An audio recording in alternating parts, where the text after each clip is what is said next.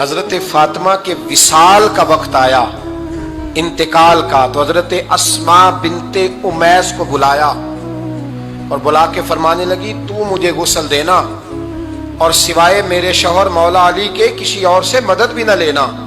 اور فرمانے لگی میں نے حبشہ کے بارے میں سنا ہے کہ وہاں جب بیویوں کا جنازہ اٹھتا تھا تو وہ لوگ چارپائی کے اوپر یوں کر کے اس طرح کر کے لکڑیاں لگاتے تھے، نیچے باندھ لیتے تھے اور لکڑی میں لچک ہو تو اوپر جا کے پھر اس کو باندھ دیتے تھے تو پردہ بن جاتا تھا۔ فرمایا میں نے علی کو بتا دیا ہے، تمہیں بھی بتا رہی ہوں، جنازہ میرا رات کو اٹھانا اور لکڑیاں لگا کے نا تو اوپر پردہ کر لینا، میرے وجود پر پڑی ہوئی چادر پر بھی کسی کی نظر نہیں پڑنی چاہیے، رات کو جنازہ اٹھانا اور رات کو مجھے دفن کر دینا۔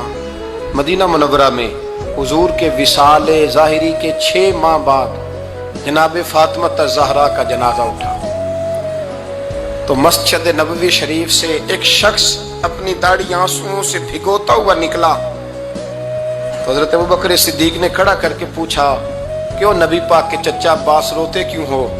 حضرت عباس کہنے لگے پہلے حضور گئے تھے، اب نبی پاک کی تصویر بھی چلی گئی۔ کیا ہوا؟ کہ جناب فاطمہ کا وصال ہوا، پھر سے ایک دفعہ مدینے میں رات آئی، پھر سے شام ہوئی، پھر سے جنازہ اٹھا۔ شیر خدا علی المرتضیٰ رضی اللہ تعالیٰ عنہ نے، حضرت عباس نے، حضرت قسم دین عباس نے، حضرت عبداللہ ابن عباس نے تدفین سے فارغ ہوئے۔ ایک روایت ہے کہ حضرت عباس نے جنازہ پڑھایا اور ایک مستند روایت ہے کہ حضرت ابوبکر صدیق نے جنازہ پڑھایا، اور جب جنازہ پڑھا کر کے باہر نکلے تو حضرت علی شیر خدا کی آنکھوں میں آنسو تھے۔ اتنے کالی روتے کیوں ہو؟ فرمانے لگے صرف فاطمہ نہیں گئی، مصطفیٰ کریم کی امت کے لیے دعائیں کرنے والا ایک بڑا ہاتھ رخصت ہوا ہے، ایک بڑا ہاتھ۔ جناب فاطمہ الزہرا نے